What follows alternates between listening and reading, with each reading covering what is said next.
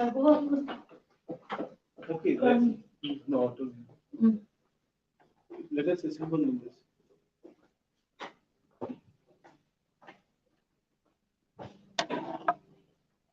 Shall we start? Yes, yes.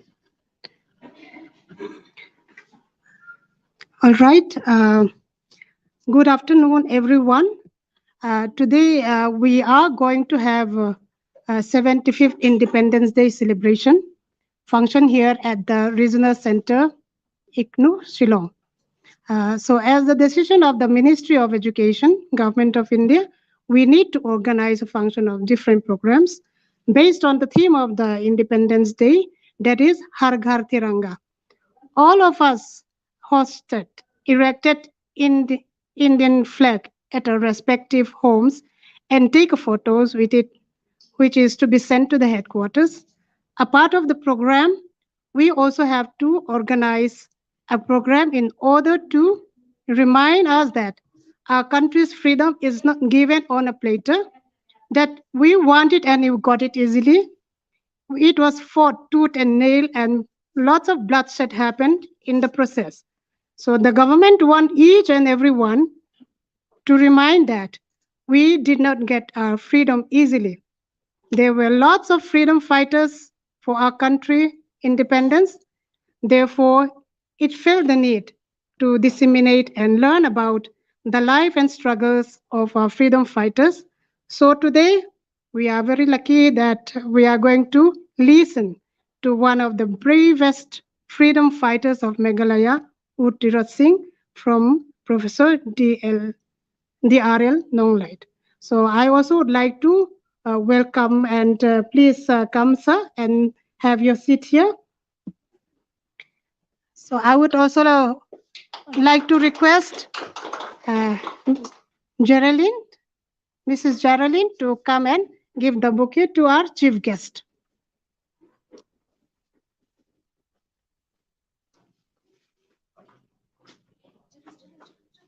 Okay, okay, no, no problem. Thank you. It's okay, yeah.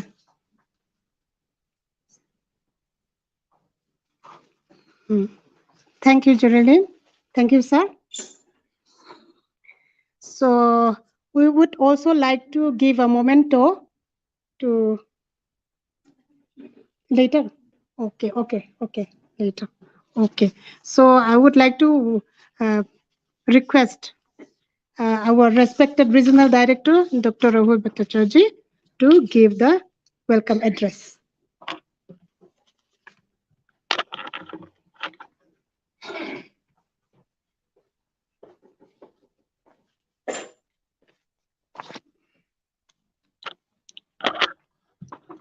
Good morning to everyone who are present here and present virtually. The IGNOU Regional Center Shillong is celebrating the 75th Independence Day with a befitting manner. Today we organize one-day program on celebrating 75 years of India's independence and contribution of freedom fighter from Meghalaya.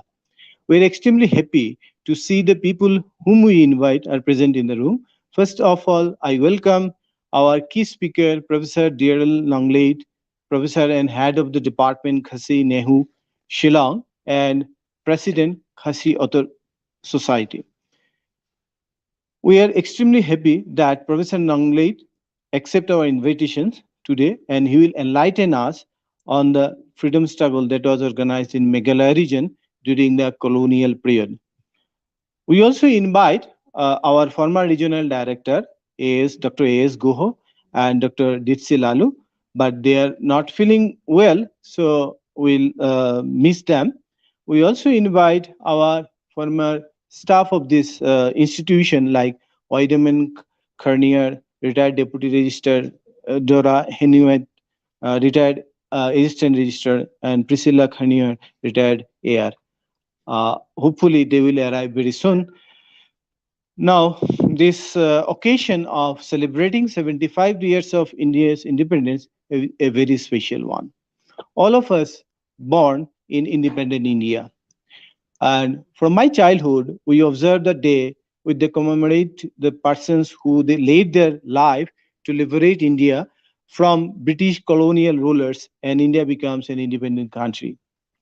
The citizens of this vast land spoke many different languages, wore many different kinds of dress, ate different kinds of foods, and practiced different professions.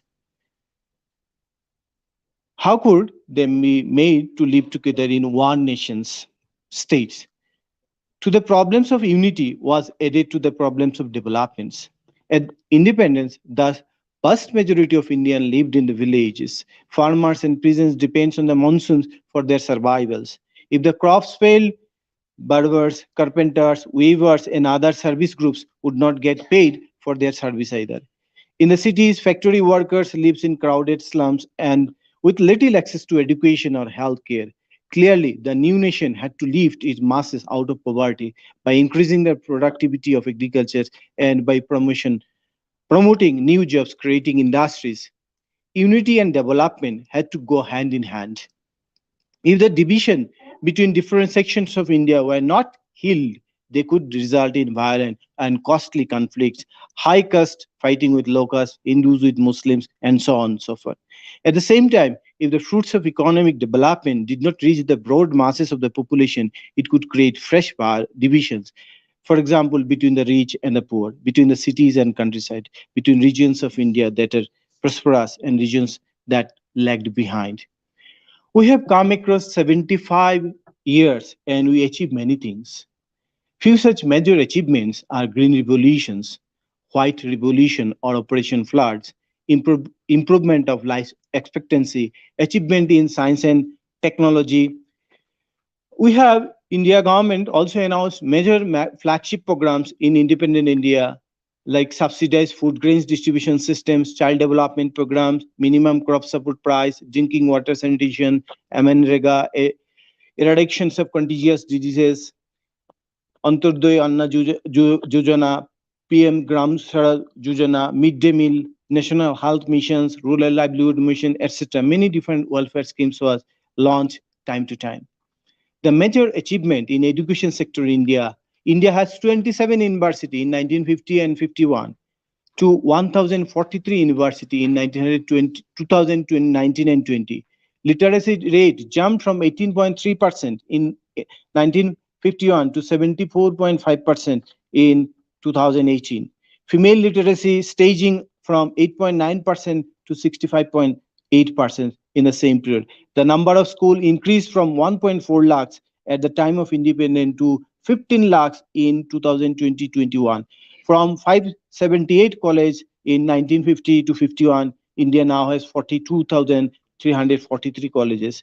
The number of university from 27 to 1,043, 28 medical college in 1951 to 612 medical college now. If we see the achievement made by our university IGNOU, in the last 35 years, IGNOU has emerged as prominent higher education institutions, achieving the highest rating A++ accredited by National Assessment and Accreditation Council. The university has provided opportunity for higher education to more than 3 million learners today. Access to higher education for largest segment of the population, IGNOU has strengthened the diversify the degree, certificate, diploma courses related to needs and of employment and necessary of buildings and economy. Altogether, there are about 300 types of programs are available to IGNOU.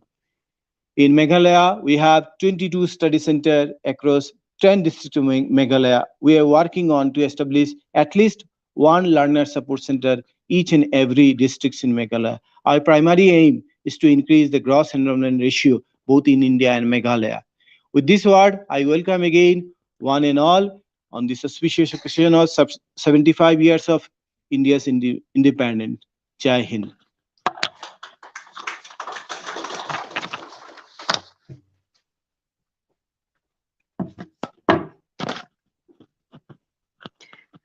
Thank you so much, sir, for the wonderful speech and welcome address. And now I would like to invite the welcome song by the staff of the Regional Center Shillong.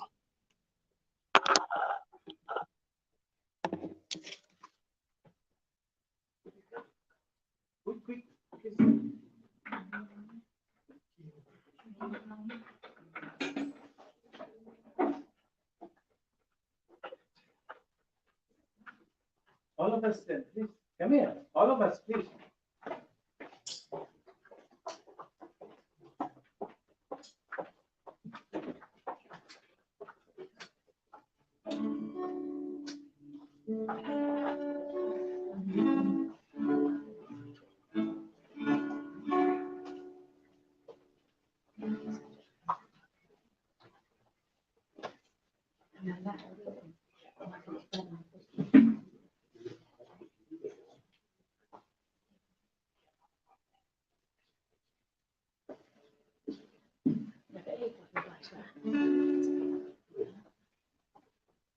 The song we would like to present by this time is um,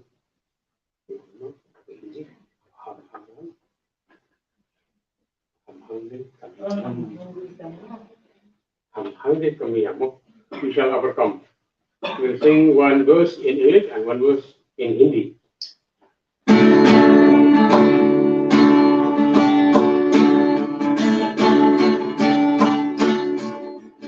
We shall overcome. We shall overcome. We shall overcome someday. Oh, deep in my heart, I do believe we shall overcome someday. One more in English. We shall overcome. We shall overcome. We shall overcome someday. Oh, deep in my heart, I do believe we shall overcome someday. हम हंगे कामयाब, हम हंगे कामयाब, हम हंगे कामयाब एक दिन। ओ बंदे का विश्वास, पूरा है विश्वास, हम हंगे कामयाब एक दिन। हम हंगे कामयाब, हम हंगे कामयाब, हम हंगे कामयाब एक दिन। ओ मंदे है विश्वास, पूरा है विश्वास, हम हंगे कामयाब एक दिन। हम हंगे कामयाब एक दिन। Thank you.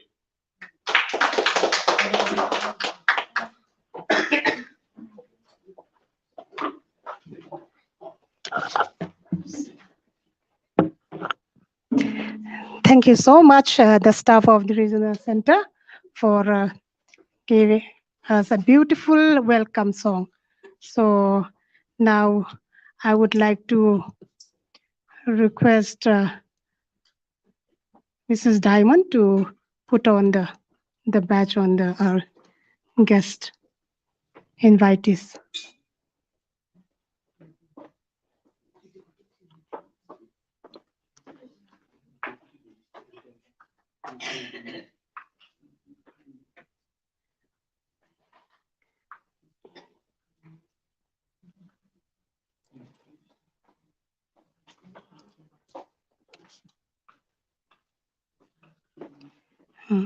Thank you so much today. Our invitees, they have come here, so they came all the way from their homes. So we are very glad and we are very delighted to see you here again and come and attend our function. So we are very, very thankful to all of you. But now I would like to invite Excelinda Dingdo so to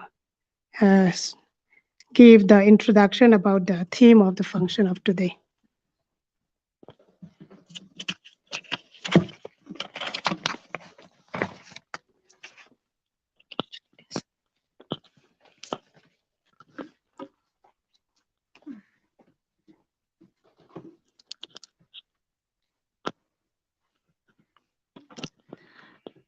A very good afternoon and a warm welcome to all of you. Especially a welcome to our resource person, Professor DRL Nonglat. He is the head department of Khasi and he is also the president of the Khasi Author Society. So we would like to thank you for accepting our invitation on a very short notice. Thank you, sir. Also, we welcome Kong Vedaman Karnayor, our former Deputy Regional Director, the Deputy Registrar, and Kong Priscilla Karnayor, our former Assistant Registrar.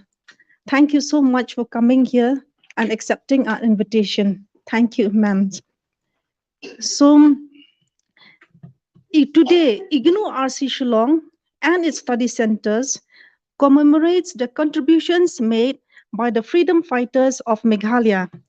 As India celebrates its 75 years of independence, the country pays homage to the many men and women who sacrificed their lives and paved the way forward for independence.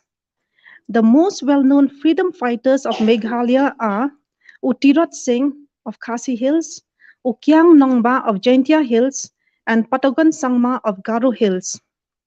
Utirot Singh, born in 1802, Utirot Singh was a native chief of Nongklao, a territory in the Khasi Hills of Meghalaya, who led the Khasis in the fight against the British during the 1829-1833 Anglo-Khasi War. After securing the Brahmaputra Valley and Surma Valley in Assam and partly in Bangladesh, British sought permission from Utirot Singh to construct a road cutting through the hills inhabited by the Khasis. The British, represented by their political agent David Scott, told Tirot Singh that if permission was granted, he would be given control of the Duars, that is, the alluvial floodplains of Assam, and was promised favorable terms of trade. However, the British went back on their promise, and so on 4th April 1929, his forces attacked the British garrison stationed at Nongklao, in which 2 British officers were killed. The British retaliated with their superior modern firearms. Tirot Singh and his men battled the British for 4 years, engaging in guerrilla warfare. In 1833, while he was hiding out in the hills, after sustaining a bullet injury, he was betrayed by one of his men and soon captured by the British forces. He was deported to Dhaka, where he died in captivity on 17 July 1835. Though he had to give in, his name still lives on for the bravery and courage he faced against the British during his time. Ukyang Nongba, a historic uprising in Jaintia Hills, also known as Sinteng Rebellion, against the British, was led under the leadership of the legendary Ukyang Nongba. It was the gradual course of events that ultimately climaxed the people into rebellion.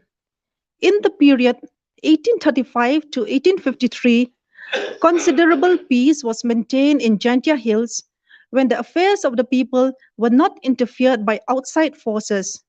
It all began with the imposition of house tax by the Britishers, and a year later, income tax was levied upon a number of households. The British furthermore interfered with the cremation ceremony of the indigenous people, thus causing turmoil in the hills. Besides these, other measures were taken which went against the wishes of the people, thus ignited fire on the already fragile situation. This aggravated Kiang Nongba, and he secretly organized meetings with the heads and elders in the region and planned out strategies for retaliation. The British faced stiff opposition from the locals under Kiang Nongba's leadership. He used various tactics and methods to garner support from different villages within the region.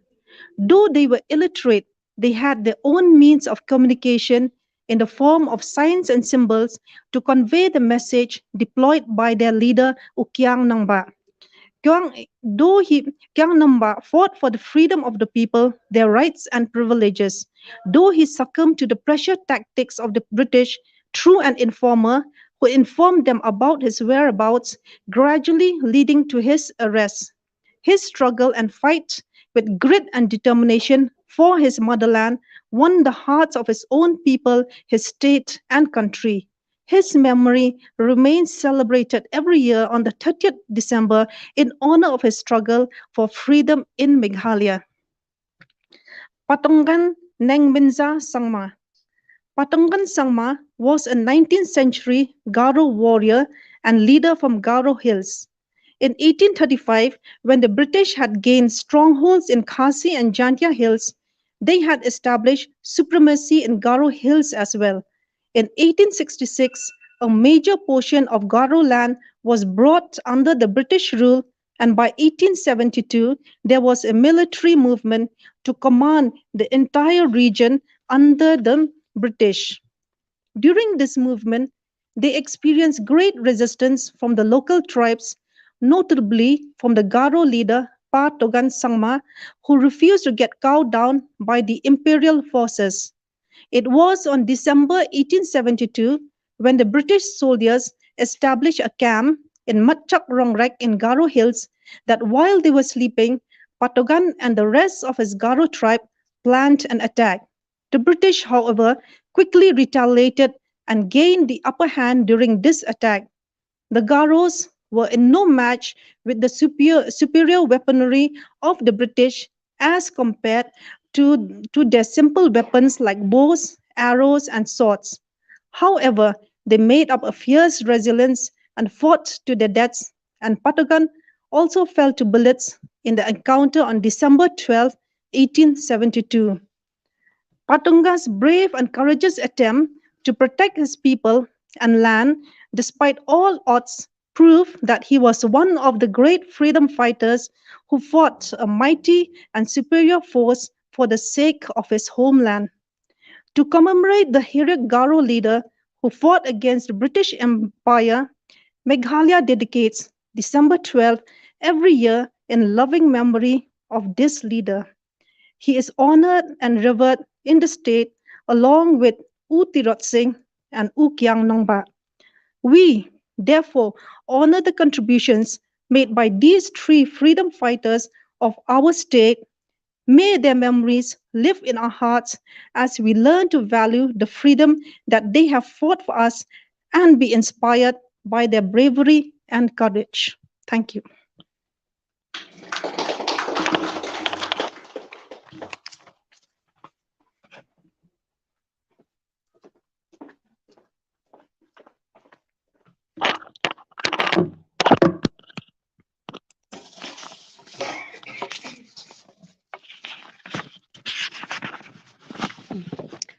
Thank you so much, Mrs. Excelinda Dingdo, for giving us a brief introduction of the lives of the noted freedom fighters of Meghalaya. So now I would like to invite Mr. Chedrak Marbo to give a special number again before I invite our resource person.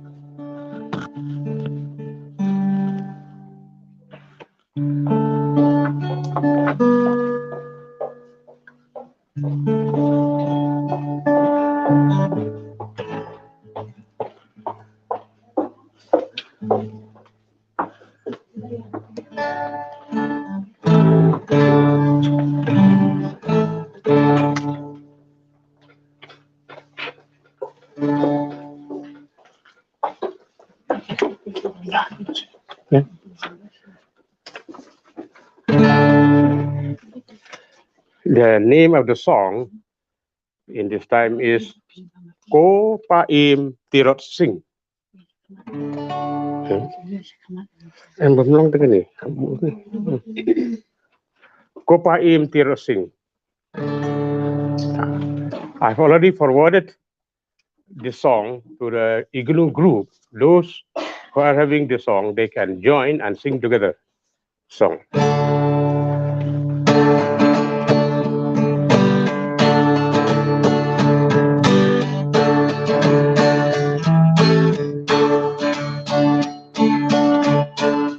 Kita kishin kipa, osim ken rajangi. Nadu ki katrasa, adu kine gisni. Nam kaburam kamli, pan pendan buram yapi. Leng bagi seng baper, hakil leng kari kasih. Copa en tirot sing mi manong cloud hilaban im lai lut ban kalong brau ki kun ki hajar ba la ka deiti ya la jing im pi pa bat pi gloi ban yap yap li gắt nô phi xạ lệ bên hai bên đi tật hi klem pan ma pa ri du ki haba ki bor sorkar ki pen bor ya ki berngam jali ja ro to IT long sim hi ken tang ba de ha po jong kajing keli bakra ayungan le namarkari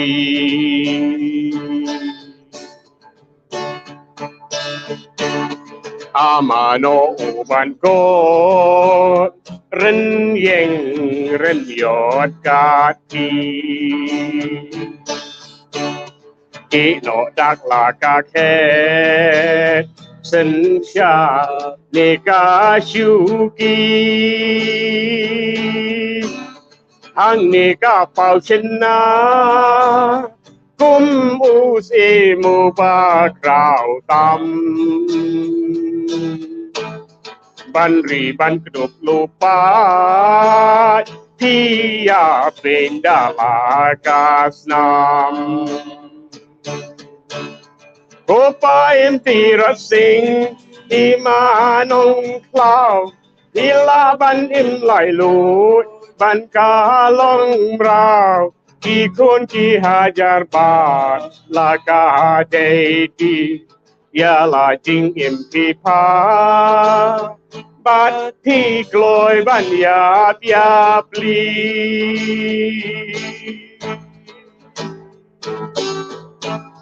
gan lô phi xạ lệ bên hai bên đi tật hi klem pan ma pa ri du ki haba ki bor sorkar ki pen bor ya pi berngam jali ja ro to IT long sim hi ken tang ba de ha po jong ni ga jing kali bakra ayungan le namarkari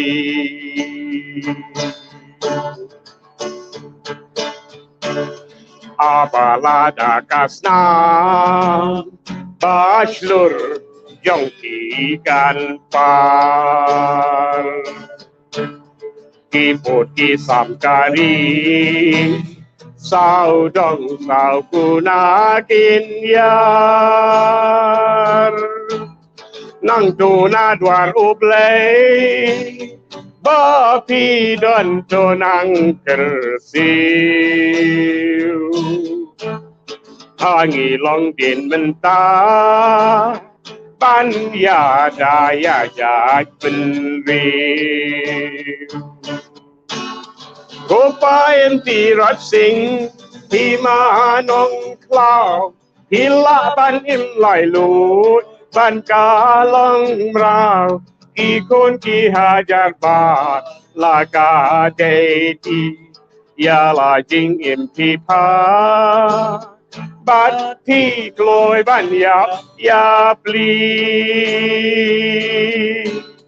God no pisha le ben haying bendi trot hi klempan mapa iri du ki haba ki bor sorkar ki pen bor ya pi berngam jali jaum kro to ai ti long sim hi keng tang ba de ha po jong ni ka jing kali bakra ayungan le na margari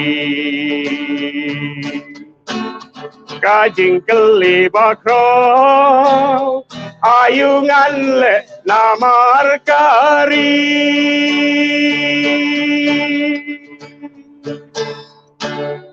Thank you.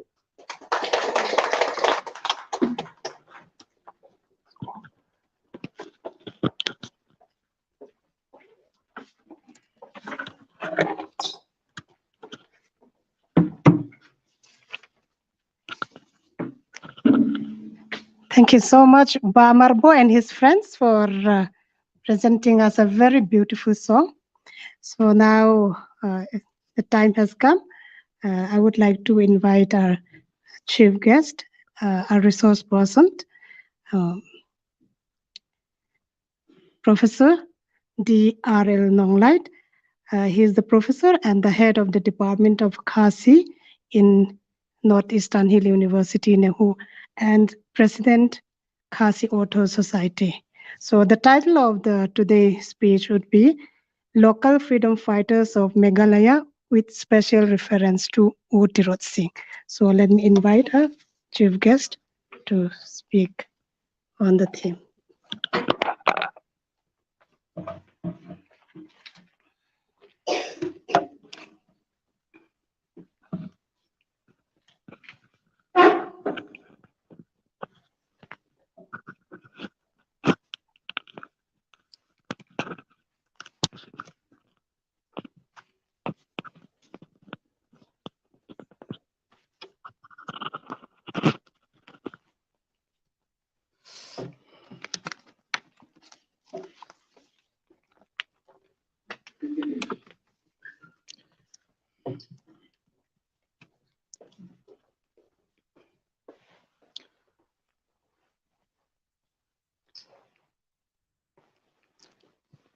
Good afternoon, ladies and gentlemen. It's a matter of great pleasure and honor for me to have been invited to give a talk on the topic Local Freedom Fighters from Meghalaya with special reference to Uttirat Singh. In this one-day program on celebrating 75 years of India's independence and contribution of freedom fighters from Meghalaya. First of all, I would like to thank Professor Nageshwar Rao, Vice Chancellor IGNOU, and the patron of this program. I also thank Dr. Rahul Bhattacharjee, Director IGNOU Regional Center Shillong, for inviting me to this program and for the words of welcome. Your kind words, sir, have made me feel more at home with IGNOU. I thank Dr. Lal Liani, who is the chairperson of this program, for her very smooth conduct of the program. I thank Ms. Excelinda Dingdor and her friend who met me about a week ago to share some ideas and thoughts about this program. I thank you all, the members of the organizing committee and the entire IGNOU fraternity for organizing this program and for giving me an opportunity to be a part of it. I also acknowledge the kind presence of Ms. Mrs. P. Khar Nayor, and Mrs. W. Khar Nayor. Your kind presence has added to the significance of this program. I would also like to acknowledge with appreciation the special items that have been presented to us by the staff of uh, IGNOU, and also perhaps Mr. Marbo has been very instrumental in preparing these special items. Thank you for the wonderful and powerful song about Uttiraj Singh. Friends who are here and those who attend this program virtually, I'm glad to speak to you all, wonderful audience. The entire Khasi, Jaintia, and Garo Hills under the present Meghalaya was once a colonized country. It was once a colonized community or society. But right from the early contact with the Khasis in the late 1820s till the early 1870s, there have been many revolts by the hill tribes against the British domination. The most prominent freedom fighters, as mentioned by Ms. Excelinda Dingdo, are Uttiraj Singh, Ukyang Nangba, and Upa Tugan Sangma from Garo Hills.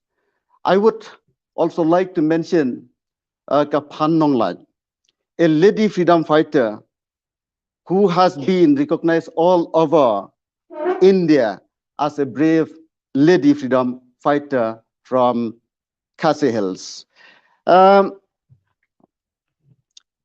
Ms. Exelinda Dingdo has highlighted about the patriotism of these great men, and that it is not possible for me to do justice if I speak on all of them.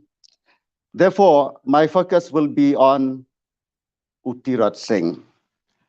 My friends, there have been quite a few eminent Khasi scholars and historians who have written about Uttiraj Singh and his freedom struggle.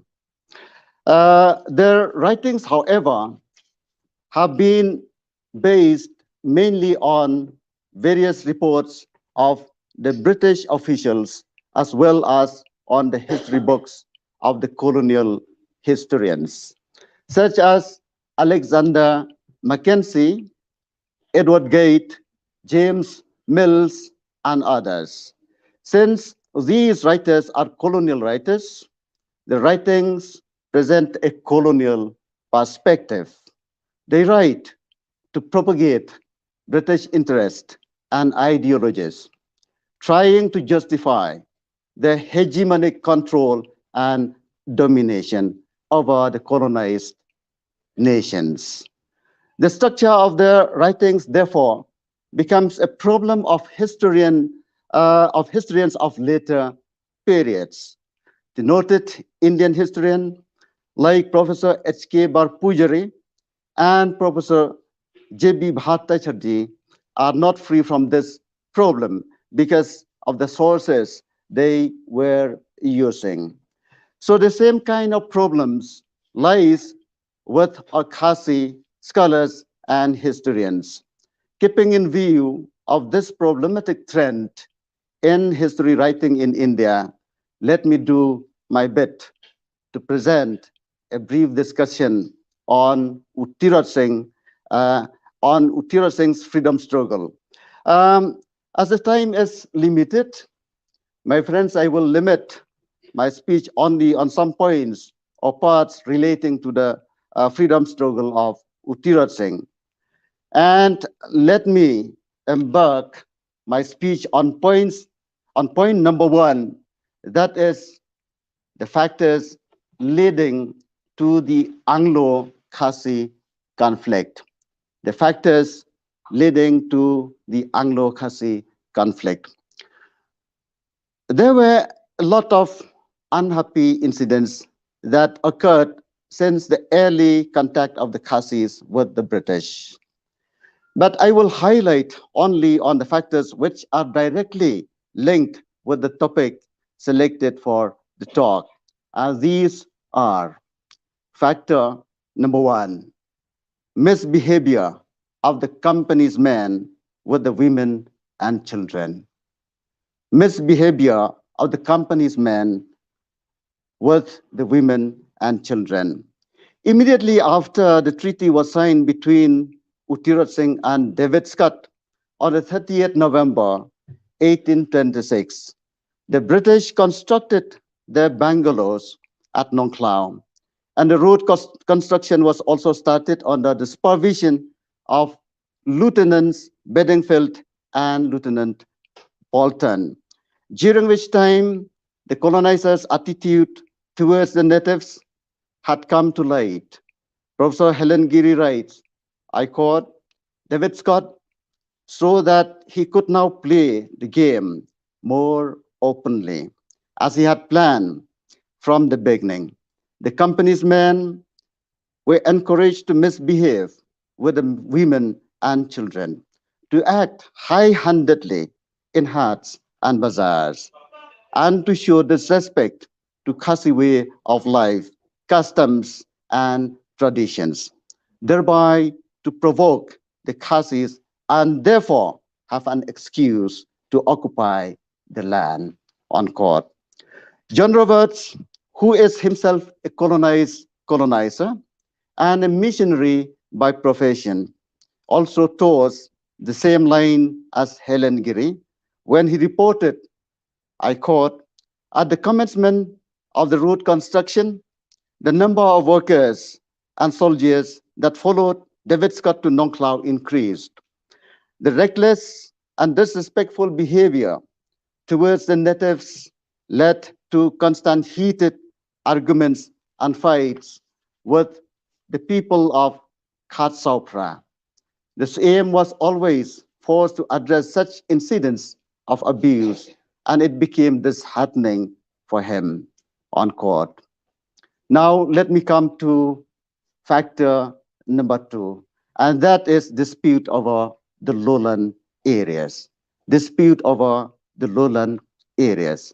Since time immemorial, the boundaries of Rikhasi extends to the plain areas of Sylhet in the south, Kacha in the east, and Kamrup, Naukong, and Golbara in the north.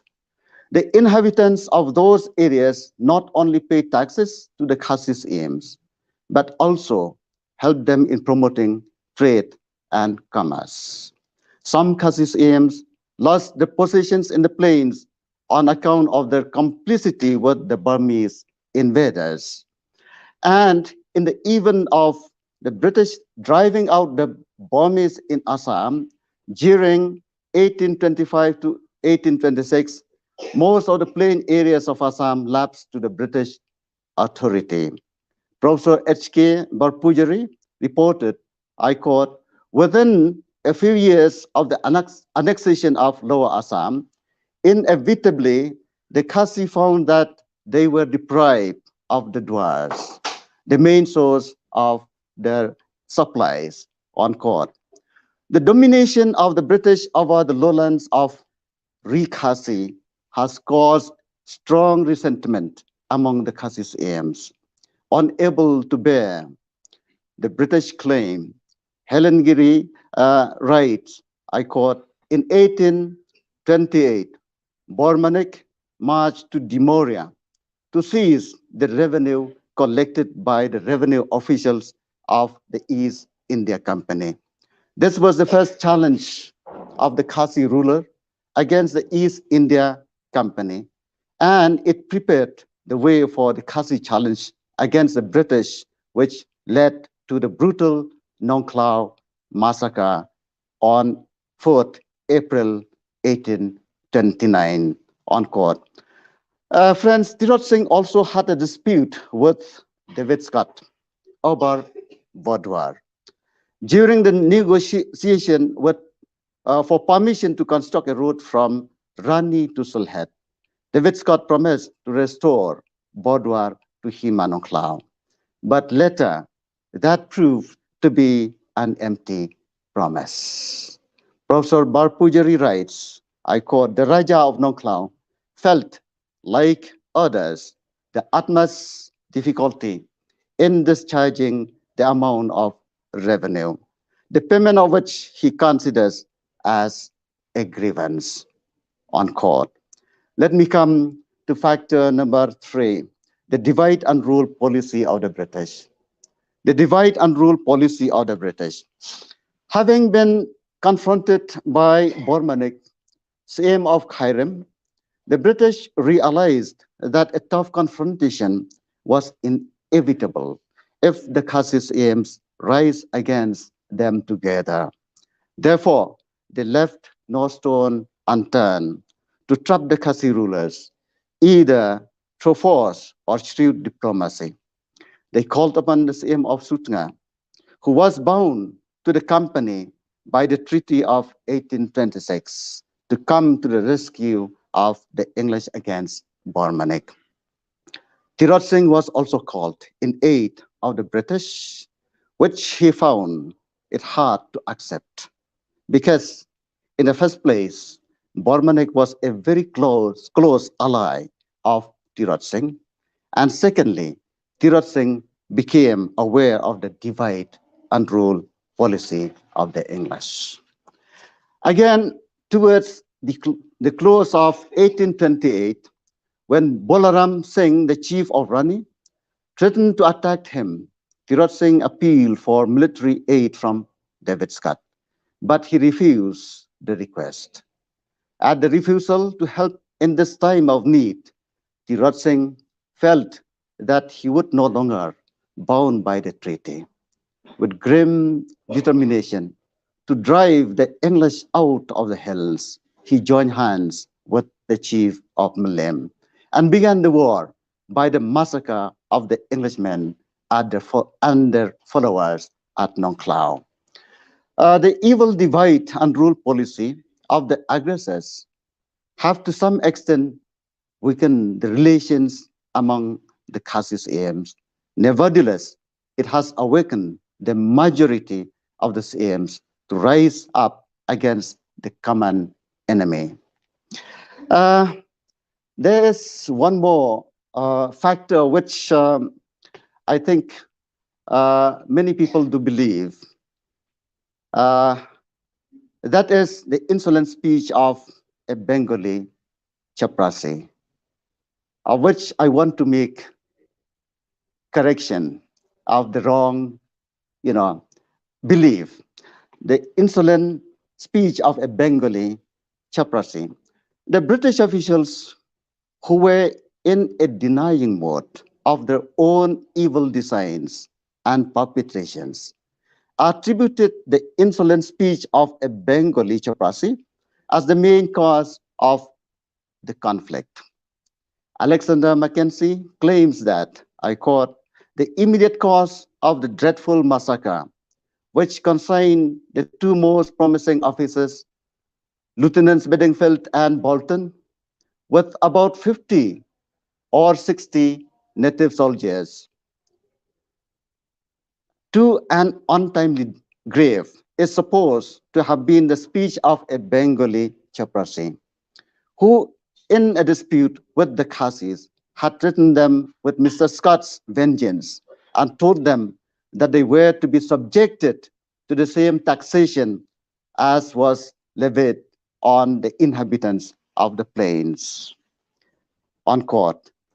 Friends, this in fact was a mere verbal conflict between an ordinary outsider and a group of a few local villagers, which need not be taken seriously. The high-handed behavior, the dispute over the lowland areas, and the divide and rule policy were the real factors which should be attributed to the conflict. Friends, let me come to the next point of my speech, and that is the Nongklao massacre and the Vitscat's narrow escape. the Nongklao massacre, and David Scott's narrow escape. The evil designs of the imperialistic government and the factors I have just highlighted have led to the furious reaction of Uttirat Singh and his confederates. Tirat Singh convened a secret meeting of the Khasis aims at Nongklao on 1st April 1829 in the dead of night, and the meeting resolved to drive out the foreigners from Rikhasi. At daybreak on the 4th April 1829, a few hundred Khasi warriors marched to the British garrison. The fierce fighting lasted the whole day, and Lieutenant Bedingfield and most of the company men were killed on the spot, while Bolton and a few of his guards tried to escape towards Assam next morning. However, they were rapidly overtaken by the native warriors who overpowered them and killed them. David Scott had a very narrow escape. It was told on receiving a hint from Kaksan's aim, Tirat Singh's mother, he departed Nongklao, probably on 2nd or 3rd of April 1829. John Roberts, in his essay, Kajingwan Kiu Ki Pareng Sharikasi writes, I quote, on the night in which the decision to go to war was taken, the mother of Uttirat Singh, because she loved David Scott and did not want him to be killed, summoned him to her and conspired to help him escape to Sora the very next morning without telling him the reason why needed to escape on court. Friends, I would like to examine and analyze this telling. While examining Scott's unexpected departure from Nongklao, many questions may be raised. Why did he not alert his officers? Why did he leave his faithful followers to die a miserable death? No one can answer these questions. But the Nongklao massacre was really a terrible shock to David Scott. Another important question that may be raised here is about the warning given to David Scott. Was it true that Tirat Singh's mother advised him to leave Nongklao immediately? Yes, John Roberts narrated this story, but another question may be asked. Who told Roberts the story when he himself was not part of the event? Or was it David Scott who told the story? And how accurate is this story? How accurate is this story? It seems to me, my dear friends, that the story has been created from a colonial perspective. If that is the case, the telling bears no truth in it. I don't believe that it was Tirat Singh's mother who alerted David Scott to leave Nongklao immediately. Tirat Singh's mother might have a different story altogether. But the destructive element that contains in this story is that the telling has been repeatedly told for generations, and it has unnecessarily created a sense of demoralization in the mind of Khasi women. This is very unfortunate. In an occasion as this, I want to state that this is not the story of Tirat Singh's mother, neither the story of Tirat Singh. It might be the creation of someone else with a motive to defame the royal family in particular and the Khasi women in general, to which I strongly oppose. I strongly object. A local account has it that Tirat Singh felt unhappy because of the strange behavior of the British.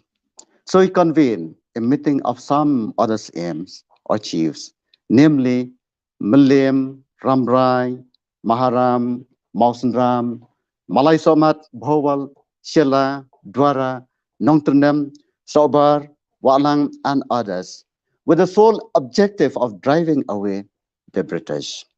However, in order to avoid bloodshed, that was the approach of Tirot Singh. In order to avoid bloodshed, Ukeng Kungor was deputed to approach David Scott. Ukeng Kungor was one among the mentries in the Hima of Nongklao.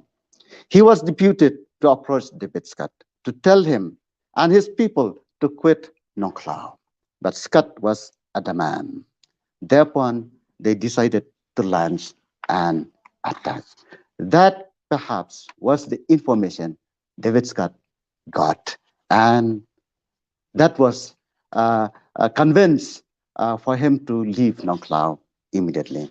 If this account can be considered valid, David Scott may have been alerted about the impending danger by Ukeng Kongor and not by Tirot Singh's murder.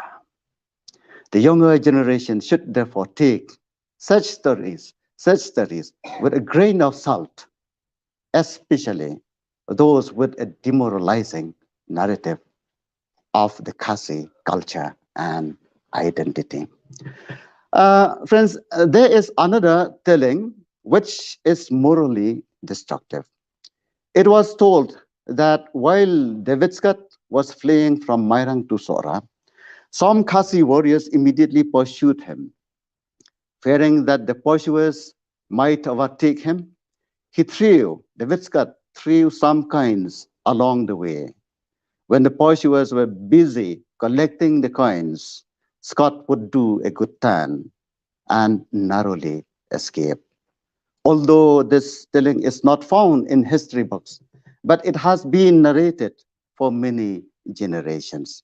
It has also influenced some creative writers.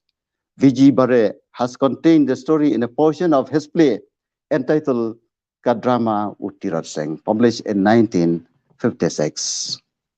Friends, we do not know who has created this story also. But one can conclude that it has been created from the perception of the colonizers. This is also not our story. We should not believe such an utterly wrong picture painted on the native warriors, or we should not allow such colonial creativity to colonize the mind and the memory of our people. Let me come to the next point, and that is the extent of suffering during the war period. The extent of suffering during the war period. The consequence of the war was deeply irreparable. Many villages were burned, and the people had to hide in the jungle. They lost their homes, their animals, and their valuable possessions. Many have sacrificed their lives for the cause of freedom, while others died of illness and starvation. The Khasi rulers, despite their limited resources and inferior arms compared to the foreign powers, they fought against the enemy with great courage. The war was therefore protracted for nearly 4 years under the able leadership of Tirot Singh, till he was captured in January 1833. With their limited arms, the Khasis were compelled to resort to guerrilla warfare tactics. And in such circumstances, most men went into hiding, leaving their women and children for weeks and months. The plight of the women and children was extremely depressing. The perilous experiences of the women and children can be understood when one reads the song of Manbhut's wife, when she sings. Manbhut was one of the colonels or lieutenants of Tirot Singh. and his wife composed a song. Let me read out the English version. Uh, oh, what anguish have I passed through because of man's obsession. No more does he care for the family. The world to me is sad and dreary. The touch in shambles, the garments in tatters, for the master is not there. The chilly wind mourns around the heart of man, sometimes in fury, sometimes in rage. As through the cracks it blows, the children groan in fear. The women mourn in tears. Everywhere is woe, everywhere is desolation. My friends, such were the sufferings of our women and children during the war period. Now I come to the next point of my speech, and that is the peace negotiations between Uttirat Singh and the British. Peace negotiations between Uttirat Singh and the British. After about more than 3 years of conflict with the Khasis, David Scott, David Scott's health was failing, and in August 1831, he breathed his last at Sora. T.C. Robertson, who succeeded David Scott, was determined to put the war to an end. His approach was through mild and conciliatory measures. Singmanik's aim of Malem was instrumental in the negotiations. The first meeting was held at his residence at Nongkrem on 23rd August 1832, but failed to come to a settlement.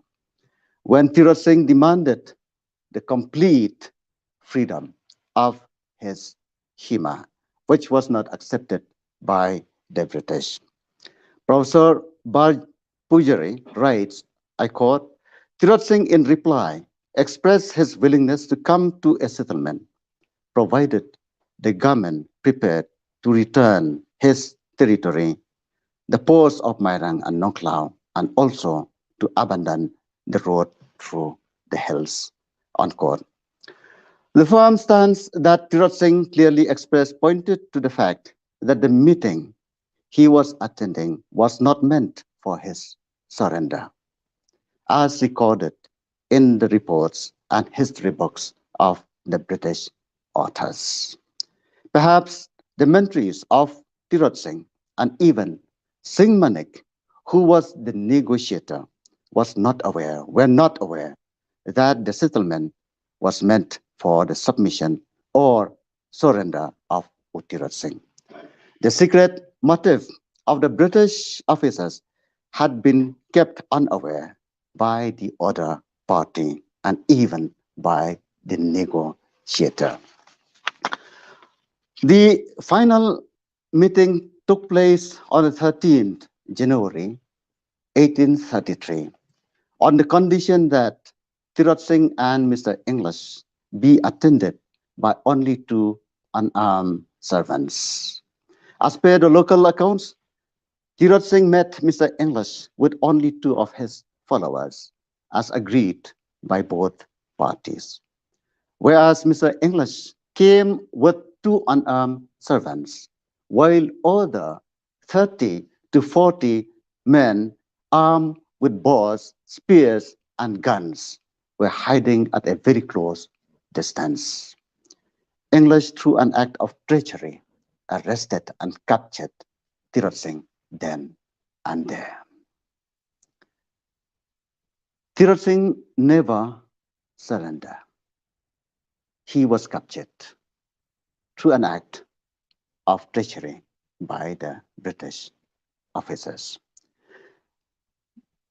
To know, to the annoyance of every member of the Khasi community in all the official records, and history books, it was recorded contrary to what has actually happened. Here lies the problem of history writing in India about the colonized people, as I have stated at the beginning. The colonial writings are in most cases found to be loaded with colonial biases. Tirat Singh was taken to Mairang and then to Guwahati for trial in a court on 26 January 1833, after which he was taken to Dhaka to be imprisoned for life. Professor David Imlay, who had the privilege of looking into some official documents in London, opines that Tirat Singh uh, was uh, um, David Imlay opines that Tirat Singh, as a chief of the native state, was not an ordinary prisoner. Imlay also believed that Tirat Singh had surrendered to the British officer English. But according to local tradition, that was not true. I myself do not believe that Tirat Singh had surrendered. Professor Imlay, of course, has done a good research, but the question of the credibility of the records of the colonial officers in matters relating to the colonized still arises. When you cannot trust Alexander Mackenzie and Edward Guide, how can you trust the records of the colonial authority, whose sole objective with regards to Rikasi is to justify the colonizing endeavor in general and the subjugation of the Khasi nation in particular? Under extreme pain, both mentally and physically, Tirat Singh preferred to die a common man, rather rule as a slave king. Tirat Singh died on 17 July 1835, but his spirit is not dead. Tirat Singh is a symbol of hope and freedom. This spirit lives to inspire us to continue the struggle of decolonizing the mind. We should decolonize the mind. We should be free from the evil outside influence and suppression. Long live Rikasi. Long live Mother India. Thank you.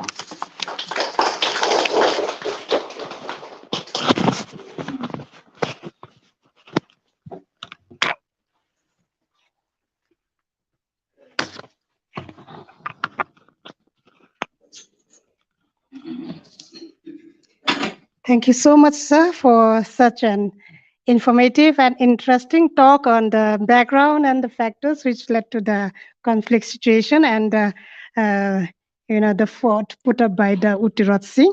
It was an indeed and very insightful study, and it has enlightened us and with the facts of the story.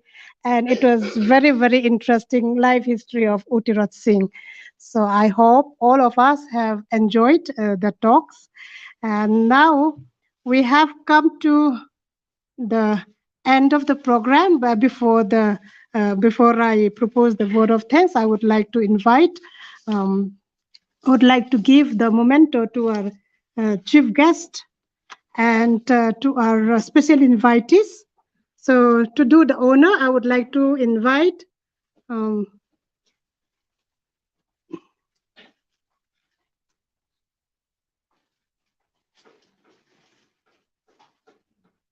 Kong Geraldine to come forward and hand over the memento to our chief guest, Professor D.R.L. Nonglait. So yeah, sir can help. Hmm. Hmm.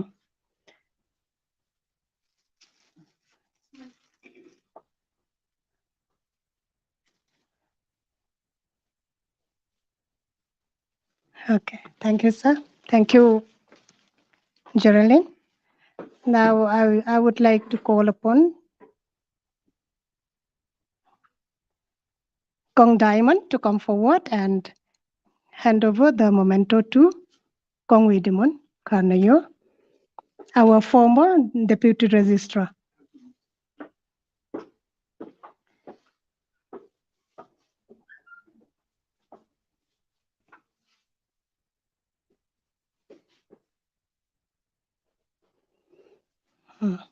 Please clap your hands. Thank you so much. Now I would call upon Kong Bitman to come forward and give a memento to our former Assistant Registrar, Kong Priscilla.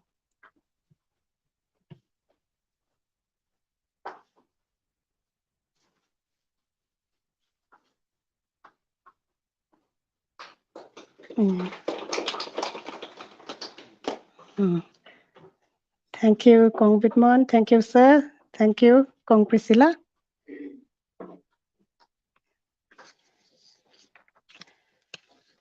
Okay, now we have come to the end of the program, so I would like to propose a vote of thanks. Mm.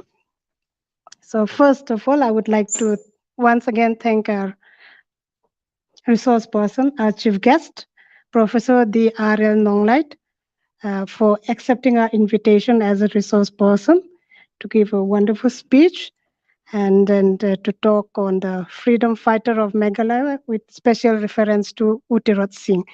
We are very, very grateful also to former Deputy Registrar Kong Wedemon Kanayor and former Assistant Registrar Kong Priscilla to come and attend this function. So we are very, very grateful to you. And I'm also very thankful to our Regional Director, Dr. Rahul Bhattacharjee, for organizing and arranging all the online transmission. Today, our program is online. Everybody, anyone, they can watch it through this Facebook also. So I'm very thankful to our Regional Director for arranging all those transmission. So I would also like to thank all the staff of the Regional Center and who have decorated this hall very beautifully, and for the presentations of those very beautiful songs. And thank you so much for all your contributions. And I also would like to thank all the students who have, who are being here with us today, who have attended this program. So we are very, very, grateful to you. So every time, whenever we conduct the program, so we also would like to, you to come and attend here. So we are once again very thankful to all the attendees, all the students who came and witnessed this function. So I would like to thank to all of you once again. So after this function, so we have prepared a very humble refreshment. So all of us, I'm inviting all of you to, to share with us. Thank you so much. Thank you. Oh, yes.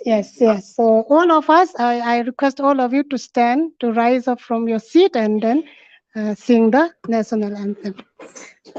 I will lead from here. Oh, okay, please come.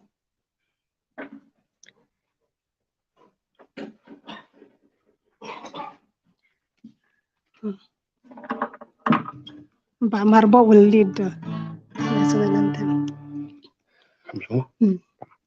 Jana Gana Mana Adina Yaka Jaya He Bharat Bhagyu Vidata Punjab Sindhu Ratha Maratha Dabida Uttala Banga Vindhya Himachala Yamuna Ganga Ucchala Jaladhitaranga तब सुबह में जागे तब सुबह आशीष मागे गाए तब जय गाथा जन गण मंगलदा यक जय हे भारत भाग्य विधाता जय हे जय हे जय हे जय जय जय जय हे thank you Thank you. So I will end broadcasting.